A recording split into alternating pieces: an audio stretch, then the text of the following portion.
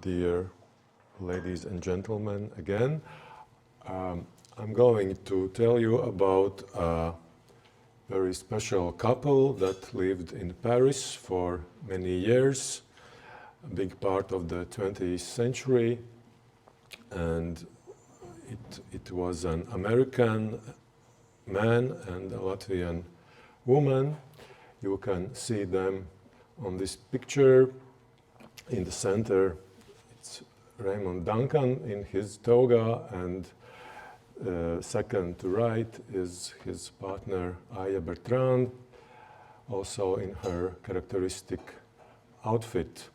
This picture was taken in 1955 when some Latvian delegation visited their house on Rue de Seine 31 in Paris, left bank. And in my presentation, I will further explore how this partnership lasted and what outcomes did it have. So, Raymond Duncan was a brother of Isidore Duncan, the famous innovator of modern dance. They were coming from an American family that had 4 children, Isidora, Raymond, Elizabeth, and Antonius Duncans. And when they were young, they got interested in the ancient culture of Greece. They traveled to Greece and settled there. Raymond married his first wife, a young Greek woman, Penelope Sikelianos, who came from a very established Greek family with artists among them. And when Isidore started to get popularity in Europe, especially in France, Duncans moved around and gave performances, and Raymond was very invested in maintaining ancient lifestyle, doing everything simple, wearing linen or woolen togas, and this is his characteristic outfit. He walked around in Paris like this, and when they visited New York together with Penelope and their little son Menalcas, then Menalcas were taken into police custody for wearing an inappropriate dress on the street. Probably it was winter time, and that toga was seen as not very proper outfit for a child. And in 1917, Penelope died from tuberculosis, and at that time, Raymond has established his Academia Raymond Duncan in Paris, where he met Latvian woman Aija Bertrāne, or Haija, or Meta Ivanova, a woman with several names. And the same year when Raymond's first wife died, a daughter, Ligua, of Raymond and Aija was born and reached quite a reasonable age herself. And when we read Latvian sources, then we always see this relationship being highly idealized. Aija was always praised for being very faithful to Raymond's ideas and being his supporter all her life. And šeit latviešu skatītājiem vienkārši ir no viena trimdas laikraksta izklāstīta Aijas biogrāfija, ka viņas tēvs ir no Ungurmuižas pie Cēsīm un māte no Zemgales, un tad Maldoņu ģimnāziju, viņa beidz ar zelta medaļu, tad apmeklē Bestūževu kursus Pēterburgā un tad dodas uz Sorbonu studēt kopā ar Elzu Stērsti. Un tad tā arī paliek Parīzē, kur iepazīstas ar Raimondu Dunkanu. And in this article, Aijas Bertrānes is called major domo of Raymond Duncan's country. So it basically means his master, no, his main servant or his housekeeper. So she was very much involved in everything what happened in Raymond Duncan's academia. She administers and organizes, maintains connections with the outside world, leads and works. She spins, weaves, edits the newspaper and makes its layout and discusses Socratic topics. And here we can see the periodical that Raymond Duncan produced in his academia, and Aija was doing layout and writing and translating for it. And basically this press edition lasted for several years and even decades. And basically it was meant to promote Raymond Duncan himself, his ideas. He contributed to it a lot, and he arranged other people to write about his achievement in poetry, weaving, architecture, art, and other fields. So it was like one-man spectacle with Aija as his quiet supporter and assistant. And after the Second World War, when Latvia was occupied by the Soviet Union, this small edition was probably the only one who cared about Latvia's fate. As you can see, this is 25 November 1944, and there's this article called Long Live Latvia, authored obviously by Bertrand, and it expresses hope that after the Nazi German troops are chased away, Stalin would give independence to Latvia, but of course it was not the case. And then Latvian Exile editions praised Aija for raising her voice, at least in this very small newspaper, I would say. Elza Stērste, Latvian poet, who studied together with Aija at Sorbonne, she recalls how they met at the academy. Tātad Aija Bertrāne un Elza Stērste nodzied Dunkanam Jūriņa prasa smalku tīklu, un ģeniālais Dunkans uzreiz saprot, pēc šī trīsskaņa melodijā viņš uzreiz saprot, ka Latviju tauta dzīvo pie jūras. Un šis atklājums tik ļoti satuvina un iepriecina latviešu meitenes, ka viņas uzreiz kļūst par Dunkana sekotājām.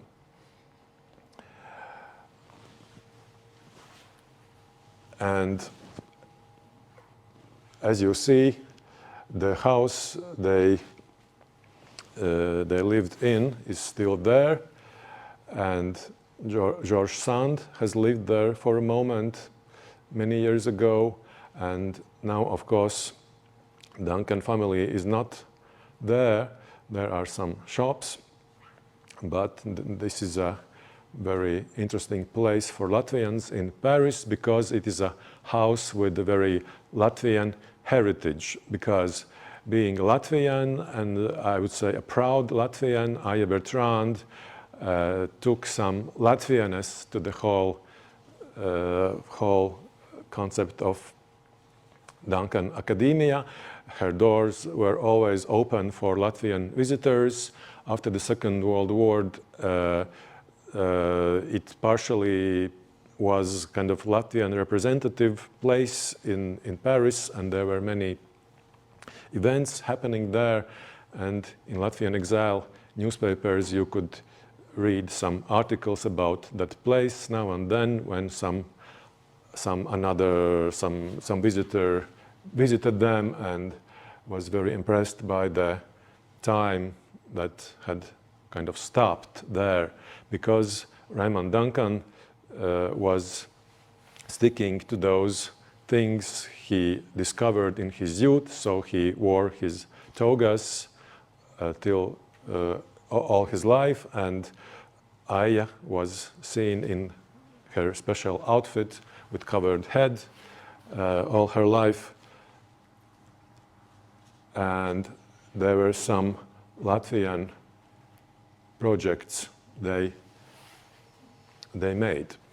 As I told you, Raymond Duncan was like a Renaissance man, at least this was how he saw himself.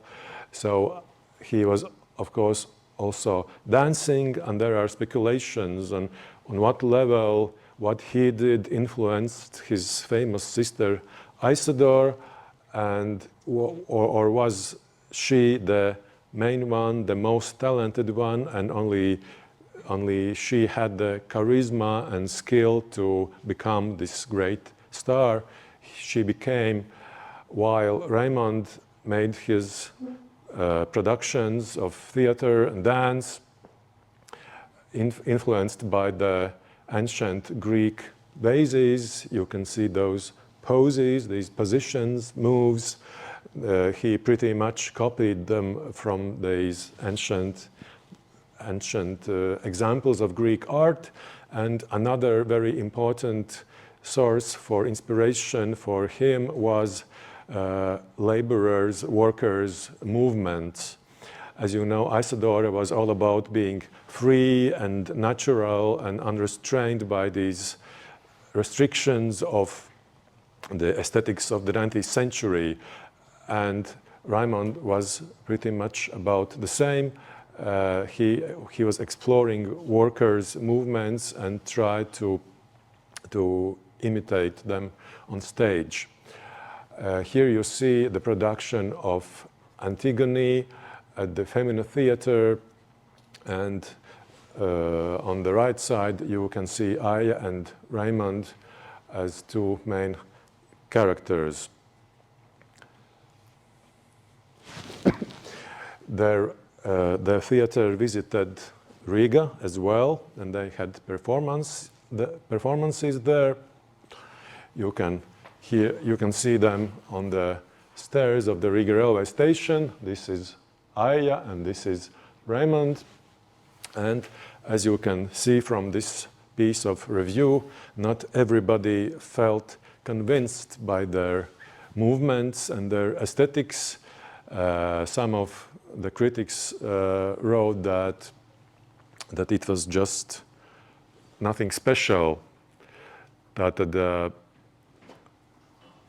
šeit Jānis Grots was a poet and critic, and this is a fragment from his review in Social Democratic newspaper, Sociāldemokrāts, and tātad Grots galīgi nav pārliecināts par šiem te darba ritmiem, ko viņš redz uz skatuves. Viņš uzskata, ka šai mākslai īsti nav sakara ne ar kaut kādu tradicionālāku pieeju dejai, ne arī ar strādnieku kustībām, un viņš pieder pie tiem, kas Dunkana mākslu lielā mērā noniecina un izsmēja, ka tas ir tāds viens liels nekas.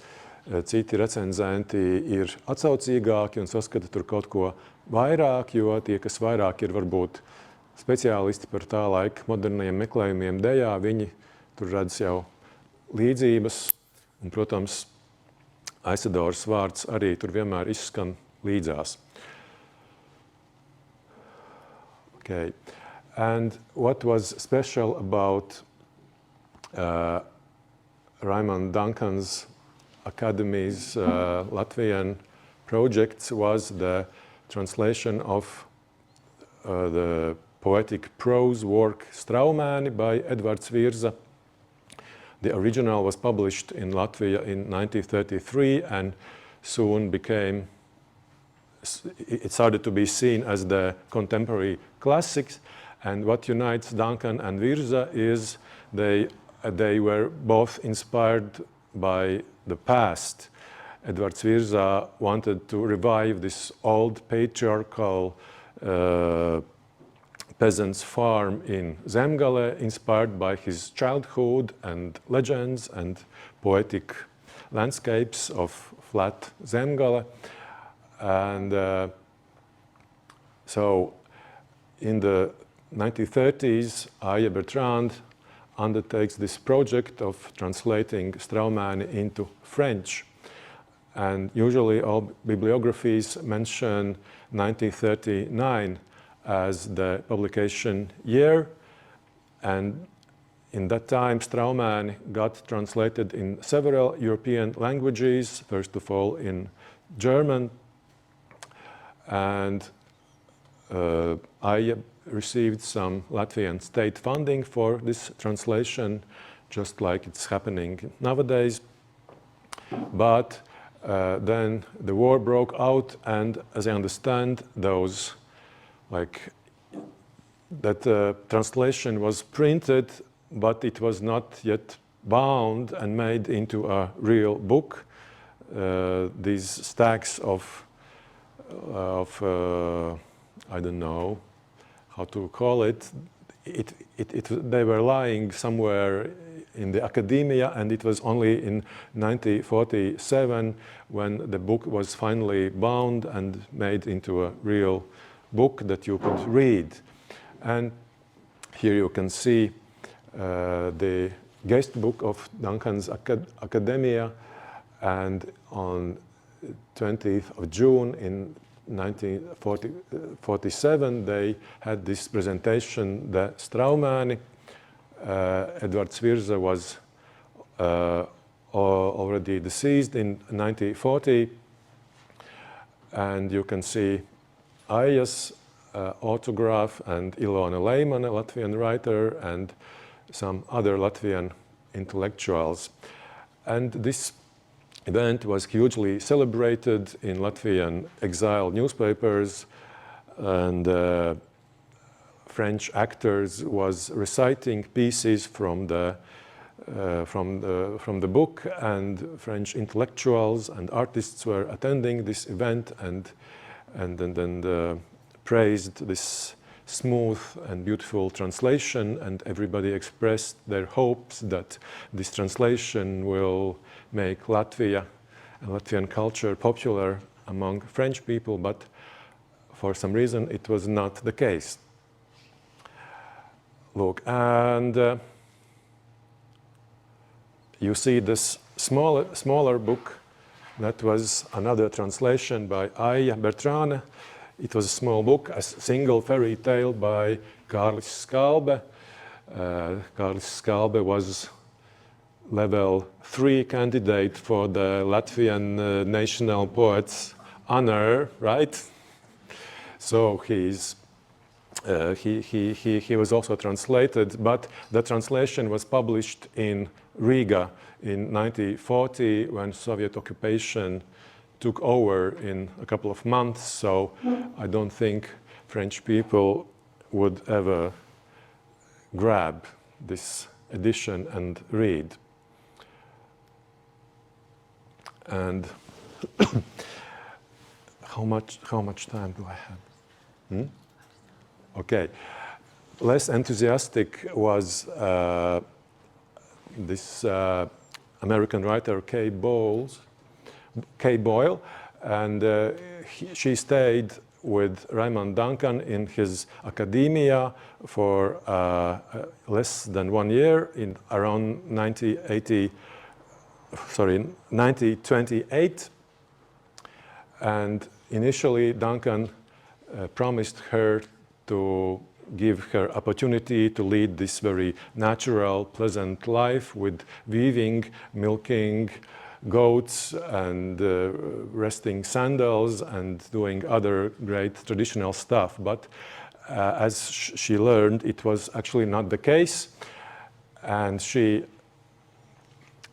goes there as a single mother and aspiring writer in financial trouble, and Raymond Duncan paid her for being a saleswoman in her shops, and Duncan took care of her child, but when she decided to leave, then Aija got enraged and said that her child is going to stay with Duncan's at the academia because they invested so much money and energy in it. So this is basically saying that Raymond Duncan was pretty much a fraud who never lived up to his standards of simple and pure ancient life, because there were actually no goats in his academy, and actually almost nobody was doing any weaving, that all the weaving was done already by Penelope many years ago, and now he assembled some weaving machines only when photographers came to do photographs of his academy, and this was all about just selling himself as the great modernist innovator. And yes, I don't have time anymore, but Rainis also knew both of them. You can see his short kind note to Aija in 1915 after she had written something nice to him. And when he met Raymond Duncan, then Raymond signed his photo to Rainis, saying to the great poet Latvian, the small poet Raymond Duncan. Yeah, no time for many conclusions. Thank you very much.